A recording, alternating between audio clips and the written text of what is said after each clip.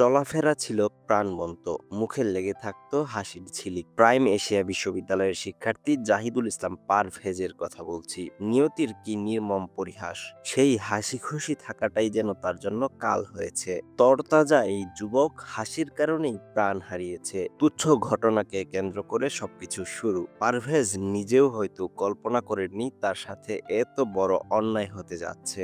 গণমাধ্যম সূত্র ধরে পাওয়া প্রত্যক্ষদর্শীর বর্ণনায় গত ১৯ এপ্রিল বিকাল ৪:৩০টায় বিশ্ববিদ্যালয়ের সামনে একটি ক্যান্টিনে সিঙ্গারা খাচ্ছিলেন পারভেজ।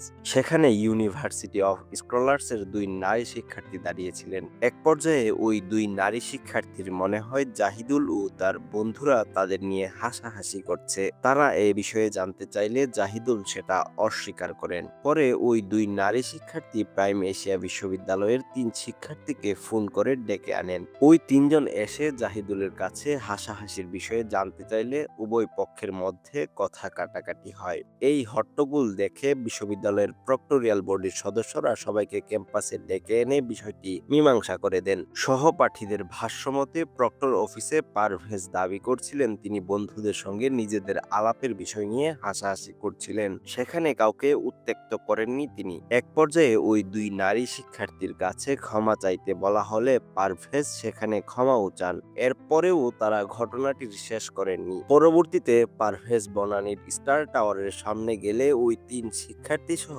প্রায় ১৫ জন এসে পারভেজের শরীরে এলোপাথারি আঘাত করে। মুমূর্ষু অবস্থায় পারভেজকে কুমিরটুলা জেনারেল হাসপাতালে নেওয়া হলে চিকিৎসকরা জানান তিনি আর বেঁচে নেই। থেমে যায় পারভেজের জীবন প্রদীপ। হাসি খুশি যে ছেলেটা একদিন আগেও ছিল সবার মধ্যমণি, তার চলে যাওয়াটা মেনে নিতে পারছেন না কেউই। সহপাঠী ও বন্ধুরা পারভেজের সুখে কাতর। পরিবারের কষ্টটা তো ভাষায় প্রকাশ করার মতো না, কারণ পারভেজ ছিল তাদের একমাত্র ছেলে। পারভেজের গ্রামের বাড়ি ময়মনসিংহের ভালুকা উপজেলার ফাইচান গ্রামে। পরিবারের এক ভাই ও এক বোনের মধ্যে পারভেজ ছিল বড়। তার ছোট বোন ঢাকা মাইলস্টোন কলেজে পড়াশোনা করে।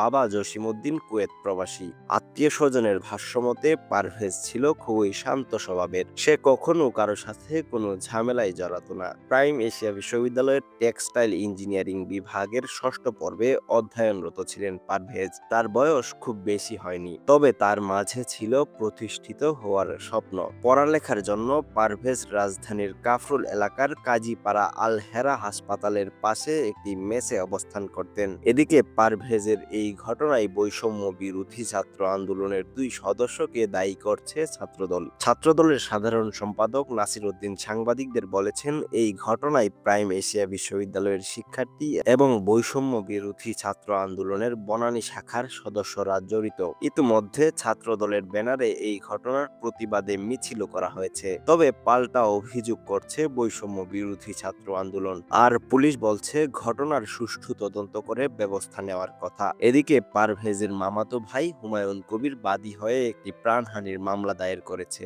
এজাহারভুক্ত ৮ জন সহ অজ্ঞাত ৩০ জনের নামে মামলা দায়ের করা হয়েছে। ইতিমধ্যে আসামি গ্রেপ্তারে কাজ শুরু করেছে পুলিশ। তবে এতেও যেন স্বস্তি পাচ্ছে না কেউ। অফলাইনের পাশাপাশি অনলাইনেও পারভেজের প্রাণহানির বিচার দাবিতে সরব হয়েছে। পাশাপাশি ঘটনায় জড়িত ওই ২ নারী শিক্ষার্থীকেও আইনের আওতায় আনার দাবি জানানো হচ্ছে। যত কিছু হয়ে যায়, পারভেজ তো আর ফিরে আসবে না। সামান্য একটা ঘটনা তার প্রাণ কেড়ে নিয়েছে। এই সুখ নিয়েই তার পরিবারকে বাকিটা জীবন কাটাতে হবে।